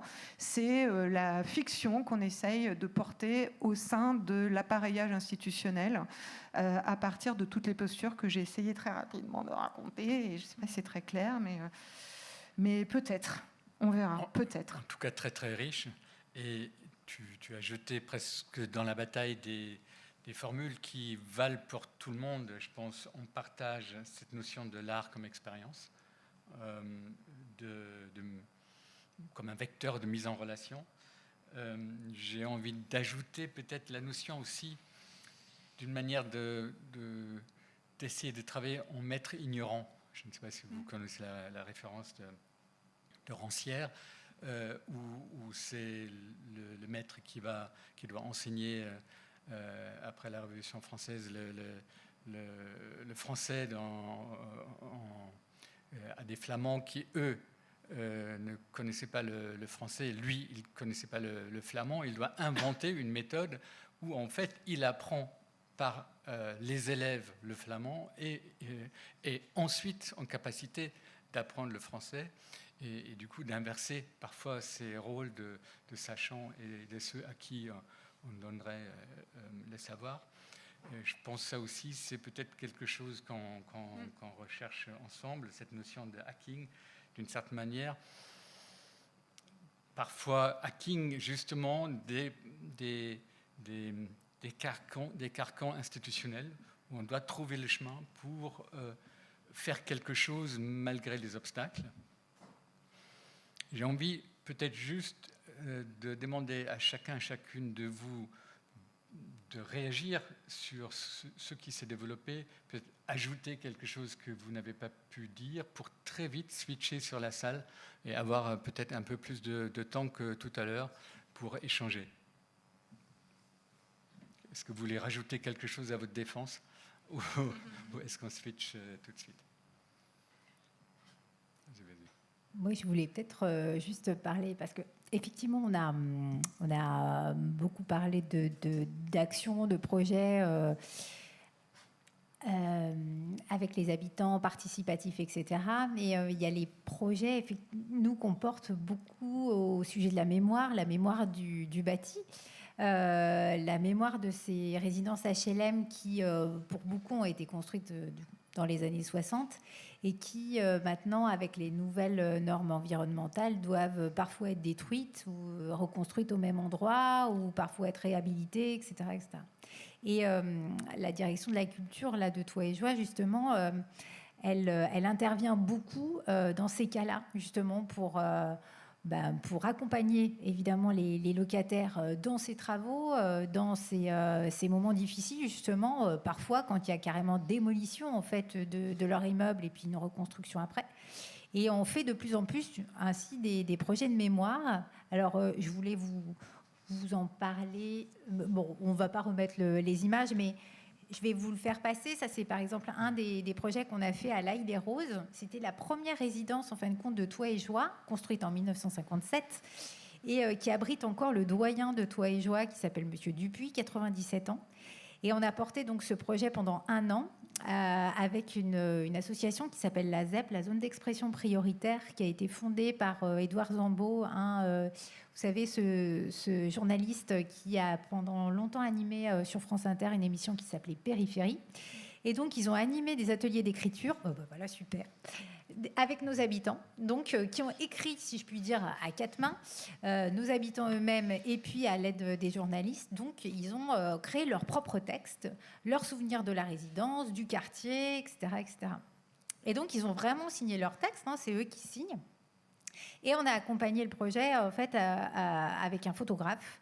On voulait un photographe qui parlait évidemment de la banlieue, mais aussi de l'intime, parce qu'on est allé, le photographe est allé dans les habitations, enfin dans les appartements, prendre des photos. Et donc on s'est approché de Patrick Zachman, le grand photographe de l'agence Magnum Photo. Et donc c'est lui qui a pris les photos des habitants. Et on a créé donc ce livre qui a été édité par les éditions Le Bec en l'air, Fabienne Pavia, qui est à la Belle de Mai, là, justement. Et on voulait créer vraiment un livre, un beau livre, avec un bel éditeur, un grand photographe et tout, en mettant en valeur, du coup, ces récits, en fait, qui sont très, très intéressants, parce qu'en fin de compte, ils parlent de chaque habitant. Mais quand on met bout à bout en fait les récits, ça parle de l'histoire de France, en fait, de l'histoire de l'immigration, de l'histoire de plein d'autres pays, puisque beaucoup arrivent de pays différents, de plein d'itinéraires. C'est absolument passionnant. Dedans, il y a notamment le témoignage de notre gardien, Rida Nawali, qui lui aussi a eu plein de vies avant. Bref, toutes ces petites histoires font la grande histoire. C'est un peu le slogan de la ZEP. Et donc voilà, on a un autre projet un peu similaire qu'on fait là sur 4 ans. Cette fois-ci, là c'était sur 1 an seulement, mais là sur 4 ans à Bagnolet. Voilà, avec un auteur de BD qui s'appelle Troops et avec la Cité internationale de la bande dessinée pour créer vraiment un livre illustré avec nos habitants qui, pareil, sont vraiment auteurs de leur texte. C'est eux qui écrivent leurs propres textes. Donc voilà. Et ces projets mémoire... Juste, tu m'as dit, à travers d'un travail comme ça, sur 3 ans, dans un contexte très, très complexe de démolition, reconstruction, raconte pas seulement la vie des habitants dans l'immeuble, mais c'est presque un petit bout de l'histoire de l'immigration en France. C'est ça, parce qu'on se rend compte que dans les années 60, en fait, l'immigration n'était pas du tout la même que dans les années 80, etc. etc. Puis, il y a aussi les nouveaux arrivants, comment ils voient les aînés, comment ils voient les gens en fait qui sont arrivés dans les années 60, qui sont des populations vieillissantes, qui restent évidemment dans les immeubles, et comment en fait se crée la sociabilisation entre ces nouveaux arrivants, les jeunes parents et ces personnes plus âgées, comment se crée le lien social. Des projets comme ceux-là permettent justement une espèce de cohésion, parce que dans ces pratiques d'écriture, on se rencontre, on fait des pots conviviaux, des fêtes, etc. Et ça permet de faire du lien. J'ai noté dans mon téléphone cette citation que tu as donnée de Rancière que je ne connaissais pas, « Travailler en maître ignorant ». C'est une très belle formule, effectivement, et qui définit bien, je crois, la méthode, pas l'objectif, mais la méthode de la médiation, puisque notre sujet, c'est la médiation. Je crois que c'est un impératif. L'objectif de la médiation, il me semble, je me lance là n'importe comment dans une tentative de définition, mais je crois que le but de la médiation, c'est de créer des relations, mettre en relation un public et une œuvre. Et donc pour ça, on cherche à créer des relations avec le public, entre le public et nous déjà, pour pouvoir les connecter à l'œuvre. Et effectivement, travailler en maître ignorant, c'est-à-dire ne pas dire, mais poser des questions, s'intéresser, être à l'écoute, c'est effectivement l'approche la plus intéressante. Et puis aussi, ça me fait penser à quelque chose qui marche souvent très bien pour amorcer des relations avec les publics, amorcer des relations avec les habitants, c'est aussi de leur demander des services. Parfois même, on ment et on leur demande de l'aide alors qu'on n'en a pas vraiment besoin, parce que justement, c'est un très très bon moyen de pouvoir entrer dans un territoire, rencontrer les gens, nouer des relations avec elles, avec eux. Et donc voilà, c'est le genre d'occasion qu'on adore quand par exemple, on n'a pas la ville, la municipalité ne peut pas nous fournir d'accès à l'eau. Génial, ça veut dire qu'on va aller frapper à toutes les portes et qu'on va devoir aller bricoler le robinet de la cuisine de quelqu'un. Quand on a besoin de ci ou ça et qu'on a besoin de placer un vidéoprojecteur, il faut qu'on trouve quelqu'un dont la fenêtre donne sur le mur et qui va bien vouloir nous ouvrir sa porte. Et en fait, à travers ça, on va manger avec cette personne, et à travers ça, cette personne elle va revenir tous les jours et nous présenter des gens, etc., etc. Voilà, je crois que la médiation, c'est créer des relations, créer des contextes de relations, à la fois entre nous qui sommes les passeurs et à travers nous, entre les publics et les œuvres. Et c'est pour ça, pardon, je garde encore la parole juste pour dire, c'est pour ça que dans notre approche, en tout cas, je veux dire pas par rapport à vous, mais par rapport aux autres acteurs comme les nôtres, la médiation est une chose qu'on met vraiment comme prioritaire et comme première et comme indissociable de la direction artistique. Chez nous, c'est la même personne, on n'est pas nombreux, alors c'est moi du coup, c'est la même personne qui fait la médiation, la concertation et la direction artistique parce que justement, étant donné qu'on travaille dans l'espace public et qu'on travaille avec des habitants, il nous semble impossible de décorréler les deux. Et que la direction artistique ne soit pas au service de la médiation, ne soit pas au service de la concertation. Là où dans les grandes institutions, on en parlait hier, Patricia, là où souvent, dans beaucoup de grandes institutions ou autres, la médiation est vue comme quelque chose justement qu'on relègue comme une petite tâche annexe. Voilà, c'est la petite cerise sur le gâteau. Enfin, cerise sur le gâteau, en fait, c'est le petit job qu'on va confier à un service civique et qui arrive vraiment en bout de chaîne. Tout a été calé, la production a été calée, la direction artistique a été calée, l'artiste a travaillé, etc. Et donc, il est nécessaire de revoir complètement ce positionnement, cette vision très hiérarchisée de justement la médiation et la place de la médiation dans l'art, dans les projets, dans les institutions, pour qu'en fait cette médiation elle soit englobante de toute notre activité et de toute notre mission et qu'elle soit vraiment indissociable de la direction artistique. Je pense que tu as été entendu très bien par des personnes J'ai vu des têtes qui bougeaient comme ça m'a fait plaisir, c'est pour ça m'a encouragé. Qui parlent de leur expérience. Oui. Je vais être très rapide, mais je voulais juste prolonger la réflexion sur ce que c'est que la médiation, pour dire aussi que c'est pas forcément, c'est du lien, mais c'est aussi savoir rompre le lien parfois. En tout cas, donner de la place aux personnes pour pouvoir créer du conflit aussi. Parce que je pense que la médiation, c'est pas seulement pacifier les relations, c'est aussi faire émerger des endroits de conflictualité. Et que c'est hyper important d'avoir ce rôle-là aussi, de donner la parole, et donc de faire entendre aussi des voix qui sont contre des projets. On n'est pas là, je pense, pour mettre tout le monde d'accord, mais pour donner la parole à des gens, de pouvoir dire non aussi, et créer cet endroit-là de dialogue qui peuvent être parfois conflictuels. Oui. Je peux dire que j'ai fait une mission sur la place des Fêtes à Paris pour requalifier la place pendant 6 mois. Pendant 6 mois, on avait un personnage du quartier qui faisait signer une pétition contre le déplacement du marché qui, d'une certaine manière, instaurait notre mission d'expérimenter de nouveaux usages sur cette place. Et il a fait signer cette pétition, ou il a essayé de faire signer tous les jours autour de notre QG. On a discuté avec lui et au point où, à la fin, il trouvait extrêmement intéressant l'aménagement qu'on a apporté. Ça ne l'a pas empêché de continuer à vouloir faire signer sa pétition, mais il est complètement devenu un des acteurs de notre mission de chercher des nouveaux usages. Voilà.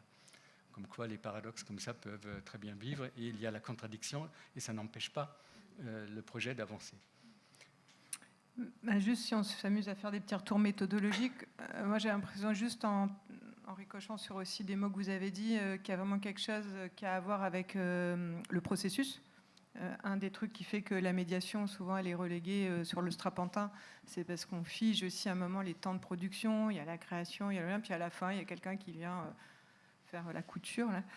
J'ai l'impression quand même que ça a été dit à plusieurs reprises, l'idée du processus, ça rend un peu plus complexe quand même tous ces phasages qu'il y a dans la construction des relations. Nous, souvent, ce qu'on se dit quand on essaie de définir très vite par 3 mots, tout ce bazar là au travers les marches et tout, c'est situation. Donc ça revient à ce que tu disais aussi. Alors nous, c'est un des trucs qu'on aime bien avec le truc de plein air, dehors. Allez, c'est qu'en fait, vous êtes de toute façon débordé par les situations, il se passe toujours un truc. Alors des fois, on peut provoquer le truc, comme tu disais, demander, je sais pas quoi. Hein. Et puis, c'est vrai que souvent, les trucs qui viennent à soi, les situations émergent, et là, il y a de la vie, en fait. Il y a de la relation qui se construit. Et les conversations, c'est que des trucs en ion. Donc la conversation qui n'est pas justement la concertation, et là où des fois la concertation bloque, parce qu'elle est un peu figée dans souvent les conventions du jeu d'acteur, la manière dont c'est animé et tout. En tout cas, d'avoir des méthodologies de la conversation, ça permet justement l'espace du conflit, l'espace, il y a des résolutions qui se... ou pas, mais en tout cas, il y a quelque chose qui ne se fiche pas. Et le troisième mot qu'on utilise souvent, nous, c'est narration. Et la narration, ça transforme en fait. Pour moi, il y a quelque chose de l'ordre de l'effet transformateur. Quand il y a des choses qui se vivent, des choses qui se racontent, si on les juge comme ça peut revenir, ça peut se redissoudre, c'est super. Mais des fois, alors c'est là où l'artiste, il est quand même assez fondamental, c'est que du coup, ça peut se transformer à un moment une œuvre en dur, mais ça peut, nous, c'est ce qu'on aime bien, qu'on fabrique des histoires, des récits. C'est qu'à un moment, c'est avec un bout de mémoire, un bout de savoir, un bout de conversation comme ci, comme ça, il y a quelque chose de l'ordre du compostage et qui va faire que la narration, elle va nous mettre ensemble. Mais ce qu'on a constaté aussi en retour méthodo, c'est qu'une fois qu'on a fait ça, si on veut vraiment qu'il y ait une mise en capacité, qui est quand même une puissance collective qui émerge, il y a quelque chose qui a à voir quand même avec comment ça organise des espaces. Mais les espaces, ça peut être physiquement, mais ça peut être aussi une édition. L'édition, c'est en soi une manière de s'accorder sur qu'est-ce qu'on met pas. C'est effectivement une élaboration collective. Et puis, ça peut être, comme ce que je vous ai raconté, ça peut être une forme au sens gouvernance. À un moment, fabriquer un collectif.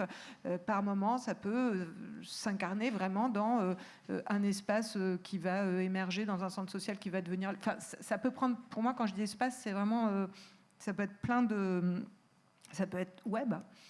Mais j'ai l'impression que quand je vois qu'en tout cas la sauce elle prend et qu'il y a une capacité collective qui émerge, c'est parce qu'il y a eu un peu tout ça, du processus, des situations, des conversations, de la narration, et que ça a fini par faire émerger une forme d'organisation. Et c'est ça aussi les communs. Avec souvent la question derrière, comment dans ces processus très complexes on peut maintenir une dynamique dans la durée. Mais je laisse la question ouverte, et peut-être qu'on rentre dans un dialogue avec vous, avec tout le monde. Il y a un micro, je pense, qui peut circuler. À vous. Je vous fais juste aussi passer cette petite gazette qu'on a créée avec un BDiste qui s'appelle Gilles Rochier à Argenteuil avec nos habitants. Et on voit d'ailleurs notre résidence HLM d'Argenteuil. Vous pouvez regarder. C'est pour faire circuler. Puis le programme de l'année dernière du festival, si ça vous dit. La première.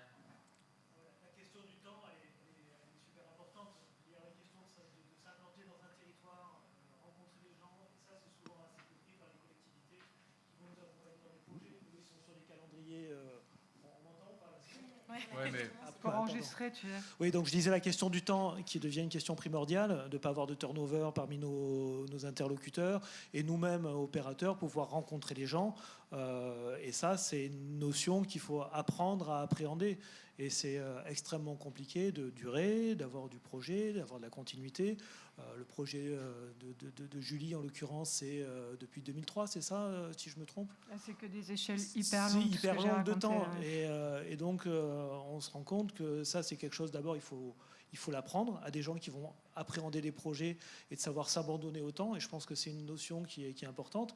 Des jeunes qui sortent de formation de médiation culturelle ou choses comme ça, ils savent que s'ils s'engagent dans ces métiers-là, on prend une mission, mais ce n'est pas une mission pour 2 ans, c'est une mission pour un temps indéterminé, ou en tout cas le temps d'un projet, mais qui devrait durer longtemps. Et c'est ce temps d'immersion qu'on a tendance à des fois pas appréhender ou pas savoir comment l'appréhender, parce que c'est une urgence de vie personnelle aussi.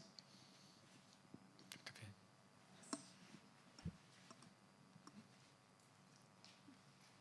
Qui d'autre, ou est-ce qu'il y a des réponses à ça? Comment défendre le long terme dans les projets? C'est sûr que si c'est des projets court terme, on n'a pas le temps vraiment de s'installer. Les artistes n'ont pas le temps vraiment d'avoir la confiance des habitants. Et le projet n'a pas de succès. Le problème, c'est de convaincre en fait les subventionneurs d'aider en fait au projet sur le long terme. Tu vois, cette bande dessinée sur 3 ans. Ça, pour moi, c'est déjà pas mal. C'est presque marathonien déjà. Oui. Mais j'ai l'impression que des fois, il peut y avoir quand même 2 niveaux dans ces histoires de temporalité. Alors, Raphaël, je suis désolée, c'est mes métaphores que j'utilise souvent, mais ça rejoint le mot que j'ai dit tout à l'heure d'hospitalité. J'ai l'impression que s'il y a... dans une partie du projet, on arrive à le regarder vraiment comme un processus de fabriquer du sol vivant. Donc, je parle de compostage. Après, c'est-à-dire qu'en fait, ça veut dire qu'il y a effectivement un certain nombre de personnes dans le projet X ou Y. Mais du coup, ça demande des structures sociales en bonne santé, qui ne sont pas tout le monde en burn-out toutes les 5 minutes. Ça demande un peu de cohérence et de continuité dans les politiques publiques. Ça demande des trucs comme ça, qui fait que du coup, il va y avoir aussi des habitants qui vont pouvoir s'installer eux-mêmes, parce qu'eux, ils ont le temps. L'échelle qui a du temps, c'est l'habitant, quand même, globalement. Un peu plus, quoi. Et, mais du coup, si le projet arrive à ce que j'appelle créer une sorte d'humus, dans ces cas-là, je trouve que le fait qu'à un moment que ce soit... ça n'oblige pas tout le monde à rester... Il ne faudrait pas que les artistes culpabilisent systématiquement s'ils ne peuvent pas rester 6 ans sur un territoire, ou un médiateur idem. J'ai l'impression que là, il y a quelque chose de l'ordre de la responsabilité, enfin qu'à l'échelle du projet collectif, s'il arrive à être dans quelque chose que moi j'appelle à un moment on touchait l'histoire du sol vivant, après, toi, si tu plantes ton propre projet, ça prend mieux. Du coup, il y a moins d'énergie à chaque fois à ramener, il y a moins d'engrais financiers à rajouter, il y a une sorte de sobriété qui peut se faire, et que même avec pas beaucoup de moyens, il y a des choses qui arrivent et ça répond en partie aussi à comment garder des trucs sur le temps, c'est s'ils sont sobres et qu'ils sont pas trop coûteux aussi en argent, en énergie. Et puis ça permet, quand il y a une graine qui arrive, soit on ne sait pas d'où, ou quelqu'un, un artiste qui arrive, enfin, d'être plus accueillant en fait, et que ça prenne mieux aussi, quoi. Et donc du coup là, ça permet par moment d'avoir des annuels, des plantations, enfin d'avoir des projets qui sont peut-être plus ponctuels, avec ou d'encaisser, oui, le fait qu'il y a quelques personnes qui vont rester moins longtemps qu'on pensait dans une équipe ou quoi, mais et en tout cas, moi, ça m'aide sur à me poser la question sur chaque action, de me dire, c'est quoi est-ce qu'on est en train de faire du sol ou en fait non? Oui, j'ai inclus dans le sol, pas seulement d'une certaine manière, une forme d'idéalisation qu'on a parfois de est-ce qu'on a emmené des habitants dans le voyage? Moi, je m'interroge souvent, est-ce que la situation qu'on a créée contribue à la fois transformer une situation pour des gens, pour des habitants, dans un cadre donné, mais aussi peut-être des superstructures qui font les politiques publiques, qui conditionnent les cadres de vie, etc. Quand j'ai travaillé sur la place des Fêtes, sur la requalification, on a mis un cabanon pour aider à réactiver avec les tissus locaux associatifs cette place. Et il y avait une grande fête, des gens, les chefs des services de la ville venaient inspecter un peu cet urbanisme transitoire. Ils me faisaient des compliments, genre « c'est super, cette recherche-création que vous faites avec les gens, presque avec ces pauvres gens ». Et je disais « mais la recherche-action, c'est surtout avec vous. Eux, ils sont déjà dedans, ils sont prêts. Vos services, ça traîne encore un peu les pieds. » Et la recherche-création, la recherche-action, elle va dans les deux sens. Et je pense que ça, c'est très important quand on est dans la fabrication de la ville. C'est pas seulement ce truc, on veut faire du bien aux habitants. Il faut peut-être d'abord soigner aussi les superstructures qui gèrent la ville. Voilà. D'autres questions ?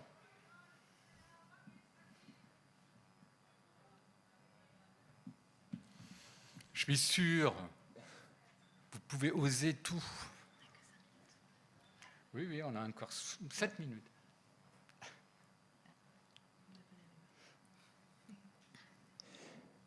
Julie, tu as fait une petite critique très rapide comme ça, et je pense que c'est bien qu'on rentre dans le détail de la notion de concertation.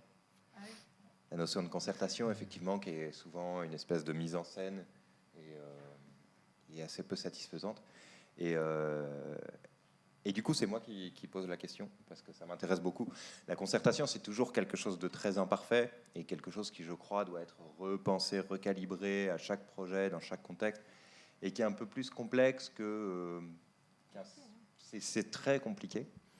Et ça fait beaucoup réfléchir d'essayer de faire des projets de concertation, parce que, par exemple, c'est beaucoup plus complexe que simplement un vote.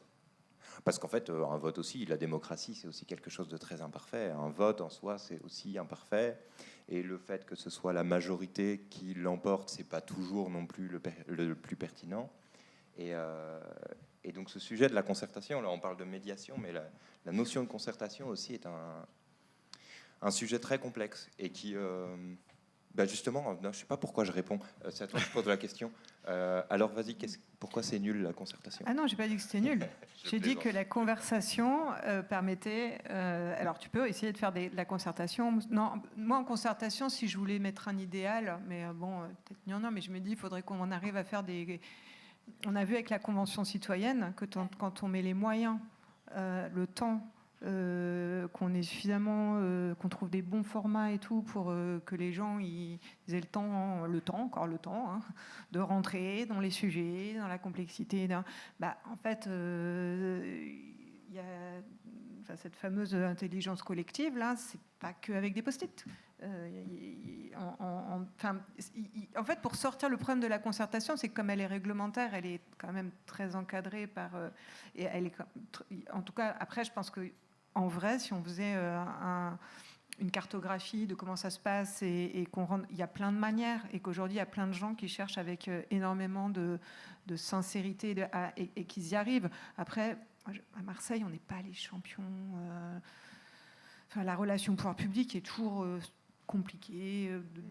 Donc, je suis sûre que là, je parle aussi en ignorance de plein de formes de concertation qui sont super intéressantes. Et aujourd'hui, il y a effectivement des méthodes entre l'éducation populaire et l'intelligence collective qui sont super. Après, des fois, je trouve que c'est plus facile, ce que j'aime bien, moi, dans le pas de côté. En fait, comment on fait le pas de côté qui fait qu'il y a des fois un certain nombre de cadres qui nous entravent. Et la concertation dont je rêverais aurait à voir, et donc nous c'est un peu modestement ce qu'on essaye avec nos marches, et qu'on essaie que ça crée une sorte d'apprentissage aussi, même si du co-apprentissage, même si on est tous ignorants et on sait tous à la fois, et puis de l'hybridation et tout ça, mais qu'il puisse y avoir tout doucement une capacité une capacité de discussion, une capacité de discernement, une capacité à... Enfin bon, et donc je ne suis pas anti-concertation. Non, mais c'était pour avancer sur le sujet. Je voulais juste réagir à quelque chose que vous avez dit tout à l'heure en disant que l'intervention dans l'espace public, qu'il soit sauvage ou institutionnel, c'était du sabotage sur l'ensemble de... Et, c'est un langage guerrier qui, à mon sens, en ce moment est très anxiogène et c'est pas forcément... Et en même temps, pourquoi ce serait du sabotage et pas plutôt une complémentarité de ce qui existe déjà et plutôt de le prendre dans ce sens-là plutôt que de le prendre en contrepoint avec une forme de militantisme ou des choses comme ça. C'est complémentaire, c'est un enrichissement de l'espace public en tant que tel. Je disais que c'était un sabotage de l'aspect fonctionnel de l'espace public, mais de l'espace public en tant qu'urbanisme, en tant que voirie. Pour moi, ça va à l'encontre des fonctions principales, essentielles de ce qu'est une rue. Oui. Une rue n'est pas faite pour un attroupement, sinon c'est une place. La place est faite pour le rassemblement et pour être à l'arrêt. La rue est faite pour la circulation. Mais voilà, mais c'est tout à fait discutable, hein, bien sûr. Notre but, si on fait ce qu'on fait, et si on est là, et si vous êtes là, c'est justement parce qu'on voit beaucoup plus dans l'espace public que cet aspect fonctionnel, et que justement, on estime qu'un espace public est enrichi par ce genre de démarche. Oui. Une dernière. Bon, je vous remercie. Vous, dans le public, personne n'a quelque chose à dire sur la concertation, en bien ou en mal? Qu'est-ce qu'une mauvaise concertation? Qu'est-ce qu'une bonne concertation? Je suis sûr que vous en avez chacun des expériences, Non? Personne ne veut participer? Sinon, on va faire ça. Moi, dans la souvent, pause café. Ce qui m'est arrivé, c'est dans le bon cas, mais frustrant, c'est que tu vas avoir une super équipe qui va animer des super ateliers. Et 2 ans plus tard, on te réunit à nouveau pour la même chose. Ouais.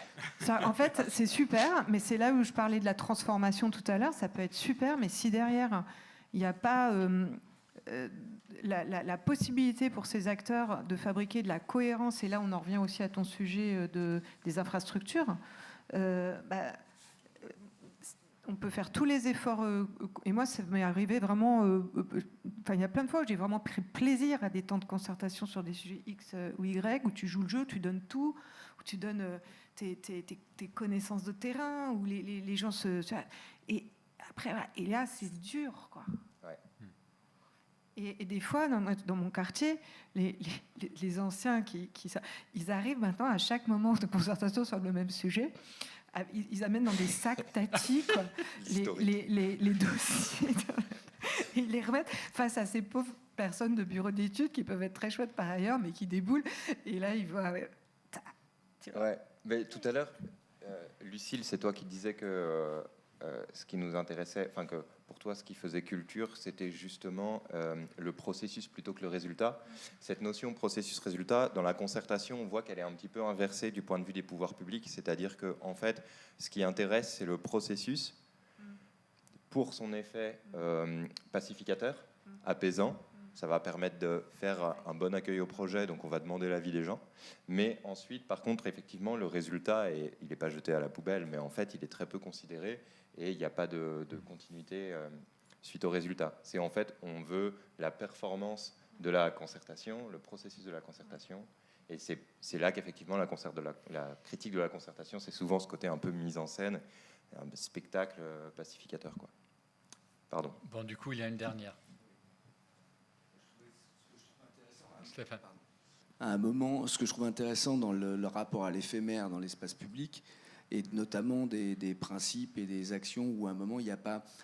Tu vois, quand il y a un mur pérenne, c'est très compliqué. On est obligé de rentrer en concertation, mais c'est la question aussi de la position de l'artiste qui doit être force de proposition aussi. Si à un moment la concertation devient contraignante pour un acte, juste un acte, émotionnel et un parti pris aussi artistique, c'est toujours complexe. Ce que j'aime dans l'éphémère, et ce que j'ai remarqué avec la pratique et le temps, c'est que quand on est dans un mur, par exemple, qui va être repeint tous les mois, ça amène à une concertation, mais justement de quelque chose où tu vas être dans l'acceptation aussi de la découverte et finalement de te laisser surprendre. Parce qu'à un moment, on a tous des idées préconçues et on va se dire c'est ça que je veux, c'est ça que j'aime, c'est telle couleur, c'est ce qui est complètement débile parce qu'on peut tous être le débile d'un autre. Et je trouve que dans le côté éphémère qu'il y a dans la rue et dans des modèles qui sont mis en place, il y a un rapport à la découverte et justement à une concertation, mais sur quelque chose d'ouvert. Ouais. La concertation se fait en live jusqu'à la prochaine. Exactement. Et de ça, toute je trouve façon, ça intéressant. Plutôt que de bloquer quelque chose pour produire quelque chose, plutôt d'avoir quelque chose qui est en évolution permanente en fait et qui reste ouvert.